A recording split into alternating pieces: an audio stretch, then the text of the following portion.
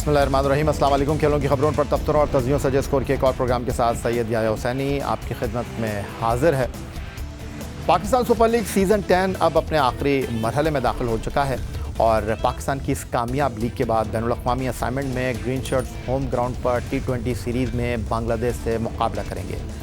PSL season 10 2025 में पेशावर ज़ल्मी के कप्तान बाबर आजम अपना रंग न जमा सके। शाहीन शाह अफरीदी और हारिस रऊफ भी ऑफ कलर रहे और wicket keeper batter Mohammad Rizwan हस्ब रिवायत टॉप स्कोरर तो रहे, लेकिन उनकी टीम इवेंट से बाहर हो गई।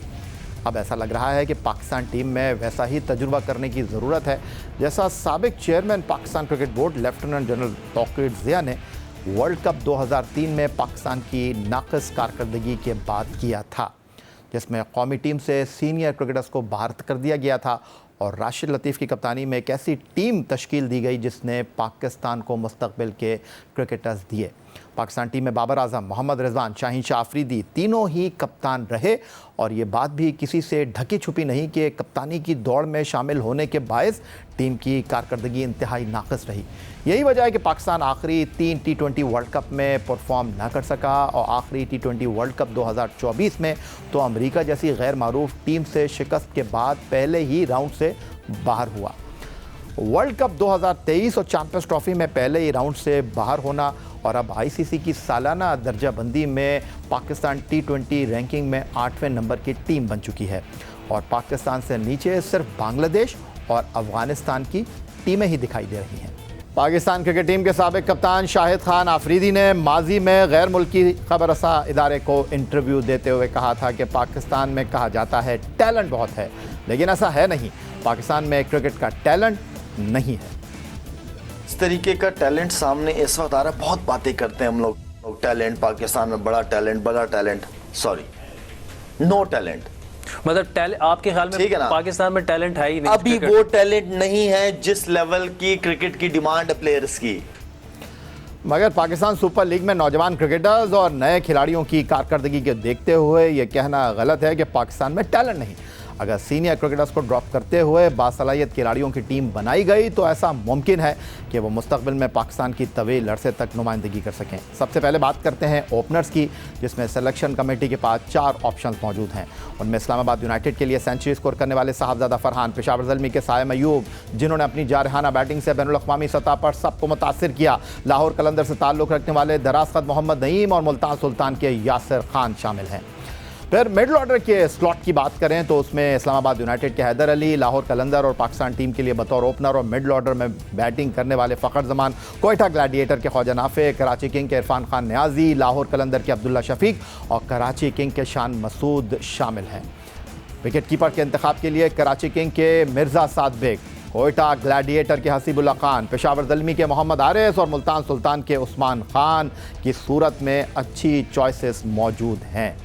ऑलराउंडर्स में इस्लामाबाद यूनाइटेड के सलमान अली आगा, कराची किंग के खुशदिल शाह, कोयटा ग्लैडिएटर के फ़हीम अशरफ और पेशावर ज़ल्मी के मास सदाकत काबिल ज़िक्र हैं। कौमी टीम में इस्लामाबाद यूनाइटेड के नसीम शाह और मुल्तान सुल्तान में उनके भाई उबैद शाह, कोयटा ग्लैडिएटर के खुर्रम शहजाद, कोयटा ग्लैडिएटर ही के मोहम्मद वसीम जूनियर, कराची किंग की नुमाइंदगी करने वाले अब्बास आफरीदी, पेशावर ज़ल्मी के नौजवान फास्ट बॉलर अली रज़ा, अपनी परफॉर्मेंस से कम बैक करने वाले कराची किंग के हसन अली और मीर हमज़ा नुमायां दिखाई देते हैं। स्पिनर के लिए सिलेक्शन कमेटी मुल्तान सुल्तान के leg spinner Usama Mir, Quetta gladiator के अबरार अहमद और पेशावर ज़ल्मी के सुफियान मुकीम पर एतमाद कर सकती है। इस तमाम सूरत हाल पर बात करने के लिए हमारे साथ आज पैनल में मौजूद हैं इस्लामाबाद से वीडियो लिंक पर कौमी क्रिकेट टीम के साबिक टेस्ट कप्तान विकेट कीपर राशिद लतीफ़ साहब, डोमेस्टिक क्रिकेट में रन्स के अंबार लगाने वाले टेस्ट क्रिकेटर फवाद आलम और सीनियर सहाफ़ी रोज़नामा जंग कराची के क्रिकेट कॉरेस्पॉन्डेंट अब्दुल माजिद भट्टी साहब। आप तमाम लोगों को आज के शो में हम खुशामदीद कहते हैं और गुफ्तगू करेंगे एक ब्रेक के बाद।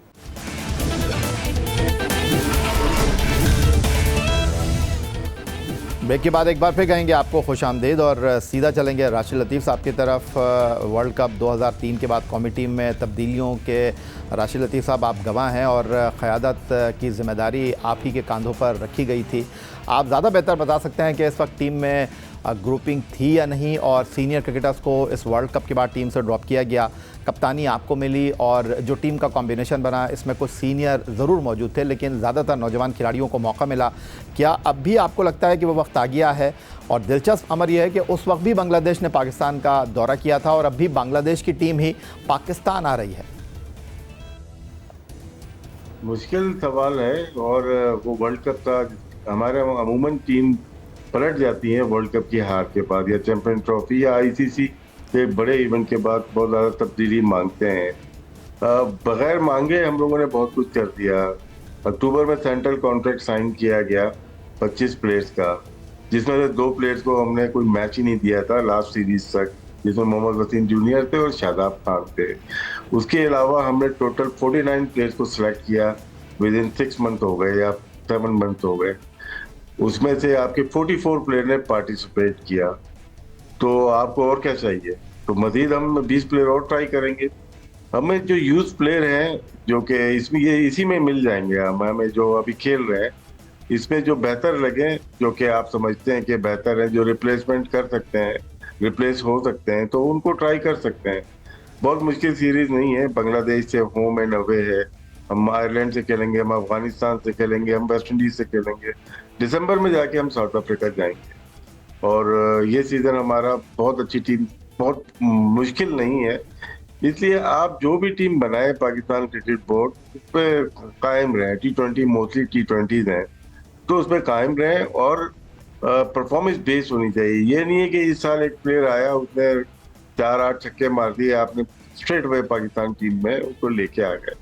उसका पास देख लें, 2-3 सीजन में वो कैसा करता हुआ है, PSL में, चैंपियंस कप में, हर जगह वो उसकी परफॉर्मेंस कैसी है, फिटनेस लेवल कैसा है उसका, तो उसके बाद उसको ट्राई कर सकते हैं। बिल्कुल टीम बन सकती है, आपको नीयत साफ होनी चाहिए। बिल्कुल गलती हो सकती है, 1-2 गलतियां % गलती हो जाती है। अनजाने में मुझे अच्छा लगा प्लेयर लेकिन वो काम नहीं आया, लेकिन डेलिबरेटली नहीं हो सकती कि ये लाइकिंग डिसलाइकिंग के ऊपर अगर टीम बनाएंगे तो वही होता है, होगा जो कि लास्ट 2-3 सालों से हो रहा है। राशिद लतीफ़ का मौक़िफ़ सामने आ गया और इस हवाले से मज़ीद गुफ्तगू भी करेंगे। माजिद भट्टी साहब को गुफ्तगू का हिस्सा बना लेते हैं। अब इस तमाम तब्दीलियों के 2003 में आप भी गवाह हैं, आपने सारी सूरत हाल बगौर देखी, ख़बरें लिखी, तो क्या ममासलत लग रही है? क्या अब वक्त आ गया है कि सीनियर्स को ड्रॉप करके एक ऐसी टीम तश्कील दी जाए जिसमें शामिल क्रिकेटर्स तवील अरसे तक पाकिस्तान की नुमाइंदगी कर सकें? देखें यही, एक तो 2003 का मैं बहुत ही मुख्तसर बताऊं, मैं तो साउथ अफ्रीका और जिम्बाब्वे में पाकिस्तान टीम के साथ रहा, लेकिन सिवाय चंद एक प्लेयर्स के जो वहाँ पर माहौल देखा, किसी प्लेयर की दूसरे होटल में एहलिया ठहरी हुई थी, वो टीम होटल में नज़र नहीं आते थे। और टीम होटल्स में जिस तरह लड़कों के पास मेहमानों का आना जाना, और फिर जो लड़कों के आपस के इख्तलाफात थे, क्योंकि वसीम अकरम को कप्तान बनाया जा रहा था वर्ल्ड कप से पहले, लेकिन फिर वकार यूनुस बन गए, तो अंदरूनी खाना भी काफ़ी मसाइल थे। लेकिन उसके बाद देखें, जनरल तौकीर ज़िया, उनको क्रेडिट जाता है कि उन्होंने जावेद मियादाद को पाकिस्तान का हेड कोच बनाया, और वहाँ जो टीम राशिद लतीफ़ और उनके साथियों ने फिर सेलेक्ट की। देखें ना, मोहम्मद हफीज़ कितने साल तक पाकिस्तान को सर्व करते रहे, और उमर गुल एक और मैच विनर पाकिस्तान को मिले, दानिश कनेरिया भी उसी सीरीज़ में आए। तो देखें, शाहिद आफरीदी इंतहाई अदब के साथ हमारे दोस्त हैं, लेकिन टैलेंट को परखने वाली आँख चाहिए। अब ये क्रिकेटर्स जिन्होंने पाकिस्तान को अपना खून पसीना दिया, इस PSL में हम जैसे लोग जिन्होंने इतनी बड़ी क्रिकेट नहीं खेली जितनी बड़ी राशिद लतीफ़ या फवाद आलम ने खेली है, लेकिन 3-4 प्लेयर तो एटलीस्ट ऐसे लगते हैं जो फ्यूचर में पाकिस्तान को रिप्रेजेंट कर सकते हैं। लेकिन अनफॉर्चुनेटली इंतहाई अफसोस के साथ और अपने दोस्तों के साथ बहुत अदब और माजरत के साथ कि हमारे फॉर्मर क्रिकेटर्स भी कॉम्प्रोमाइज़ हैं, वहाँ भी कुछ एजेंडा बेस्ड बातें होती हैं, हमारे सहाफ़ी दोस्त भी कॉम्प्रोमाइज़ हैं। हम लोग बात तो करते हैं कि पाकिस्तान टीम ऊपर नहीं आ रही, लेकिन पाकिस्तान टीम को ऊपर ना लाने के जो अवामिल हैं उसका सब लोग वैसे तज़किरा नहीं करते जैसे करना चाहिए। चलें, आज कोशिश करेंगे कि क्या अब हम ICC T20 रैंकिंग में नंबर पर आ गए हैं, क्या अब भी हमको लगता है कि उन्हीं पुराने चेहरों की तरफ जाना चाहिए या कुछ नए लड़कों को आजमाना चाहिए? फवाद आलम साहब को भी गुफ्तगू का हिस्सा बना लेते हैं। फवाद, आप तवील अरसे तक टीम से बाहर रहे थे, आप डोमेस्टिक में रन्स के अंबार लगाते रहे और फिर आपको अपनी मेहनत का सिला मिला 10 साल के तवील अरसे बाद। लेकिन ये भी हकीकत है कि आप टीम में जगह बरकरार ना रख सके, आपको कुछ इनिंग ना खेलने की वजह से टीम से बाहर कर दिया गया। लेकिन उस वक्त कौमी टीम के सीनियर क्रिकेटर्स दिखाई दिए, उनकी परफॉर्मेंस ऐसी नहीं जो उनकी सलाहियतों से इंसाफ कर रही हो। तो ये जो हम बात कर रहे हैं कि आपने राशिद लतीफ़ को भी सुना, अब्दुल माजिद भट्टी की गुफ्तगू भी सुनी, आपकी इस तमाम सूरत हाल पर क्या राय है? क्या अब आप 8वें नंबर पर आ गए हैं, तो क्या ये वक्त नहीं है कि अब आप नए चेहरों की तरफ देखें? पहली बात तो ये है भाई, जो आज जो है माजिद भाई ने दिल खुश कर दिया, ये 2-3 बातें बोली हैं और सीरियसली यही चीज़ें हो रही हैं जो प्लेयर्स का भी बोला, जो सहाफ़ियों का भी बोला। बड़ी ज़बरदस्त बात की है इन्होंने। हमारी जो क्रिकेट गई है ना पीछे, वो इसी वजह से गई है। पहली बात तो ये है कि हम 92 से बाहर नहीं निकलते। उसके बाद जो आपने 2003 का किस्सा बताया, ठीक है, उसके बाद अगर आप लेके आओ तो क्रिकेट चला कौन रहे हैं? वही सारे तो चेहरे हैं, तो क्रिकेट इंप्रूव कैसे होगी? आप मुझे बताएं, जैसे माजिद भाई ने बात की, एक आई होनी चाहिए, क्रिकेट की समझ और क्रिकेट को देख के प्लेयर की परख होनी चाहिए। वो हर किसी में नहीं होती। जरूरी नहीं है कि कोई जो अच्छा प्लेयर हो वो अच्छा कोच भी हो, ये कहीं किताब में नहीं लिखा हुआ। वो उसकी एबिलिटी होती है अल्लाह की तरफ से, जिसको अल्लाह ने हुनर दिया हुआ होता है, तो वो अपनी एबिलिटी के हिसाब से खेलते हैं। और क्रिकेट एक ऐसी चीज है कि जहां पर उसको देखें, क्रिकेट खेलना, क्रिकेट समझना और क्रिकेट समझ के खेलना, ये तीनों अलग अलग बातें हैं। तो इस पे कोई भी प्लेयर अभी तक और पिछले एरा में, आई थिंक मेरे ख्याल से जावेद भाई के अलावा मैंने नहीं देखा इस तीनों चीजों को पूरा करते हुए, जो मेरी थोड़ी बहुत सोच है, ठीक है। और बाकी जहां तक आपने नए चेहरों की बात की, देखिए नए चेहरे विद योर रिस्पेक्ट, अभी आपने जितने भी नाम बताए शुरू में, पहली बात तो वो तो अपनी फ्रेंचाइज से नहीं खेल रहे, ठीक है, तो उनको आप पाकिस्तान में सिलेक्ट कैसे करोगे? दूसरी बात यह है कि आपने मिडिल ऑर्डर में जितने भी नाम बताए, फखर जमान के अलावा, जो कि वो मिडिल ऑर्डर भी नहीं है, पीएसएल से खेले ओपन ही है, पाकिस्तान में मजबूरन बेचारे को नीचे खेलना पड़ता है, कॉम्प्रोमाइज करके वो खेल रहा है। उस टाइम वो भी नहीं आवाज उठा रहा, अभी जब वो भी क्रिकेट छोड़ेगा तो आवाज उठाएगा कि मैं तो ओपन खेलना चाहता था।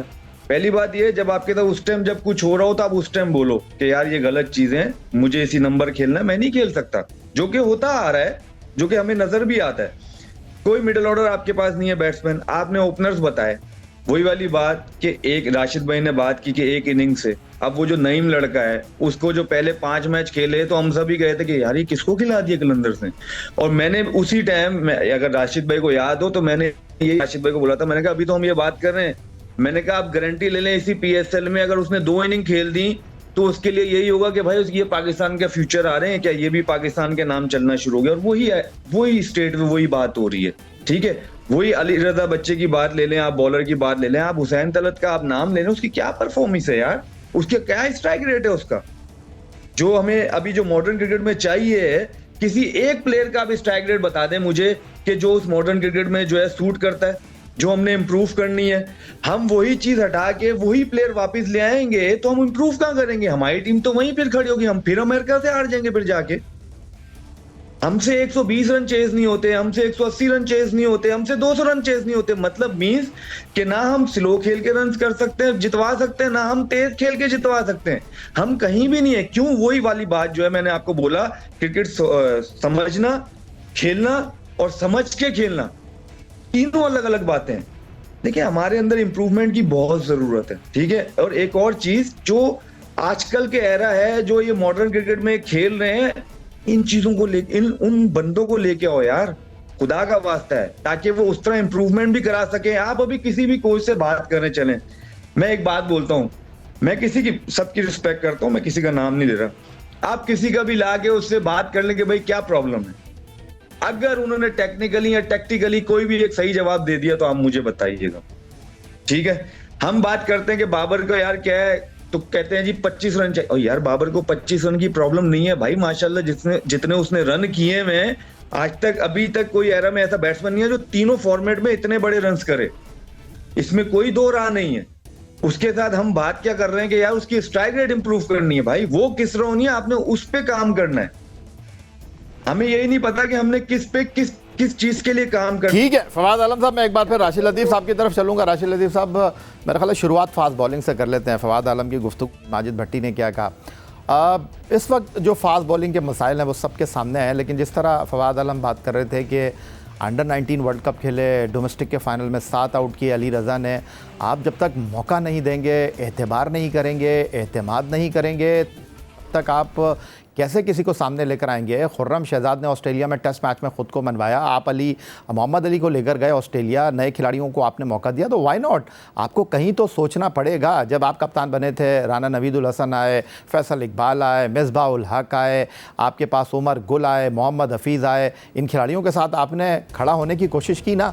तो अब आप 8वें नंबर पर आ गए हैं, वर्ल्ड कप में परफॉर्म आप नहीं कर रहे, T20 वर्ल्ड कप में आप डिलीवरी नहीं दे रहे, चैंपियंस ट्रॉफी में आप हार रहे हैं, तो अब आपको इन्हीं के साथ रहना है या थोड़ा अब आपने दिल दिखाना है, आपको किसी को मौका देना है। जिस तरह फवाद ने बात की कि जी एक परफॉर्मेंस के ऊपर नहीं किया, जिस तरह आपने बात की, तो अपनी पहली टेस्ट इनिंग में, दोनों इनिंग में 0 पर आउट हुए सईद अनवर, और ऐसी कई मिसालें मौजूद हैं। अगर हम इसके अंदर चले जाएंगे तो फिर मेरा ख्याल है आगे बढ़ नहीं पाएंगे। तो ये बहुत डीप बात की है फवाद ने, बहुत ही ज़बरदस्त बात की है भट्टी साहब ने भी। अच्छा लगा कि मतलब डीप बात करने वाले लोग कम है पाकिस्तान में, एजेंडा बेस्ड ज़्यादा बात होती है।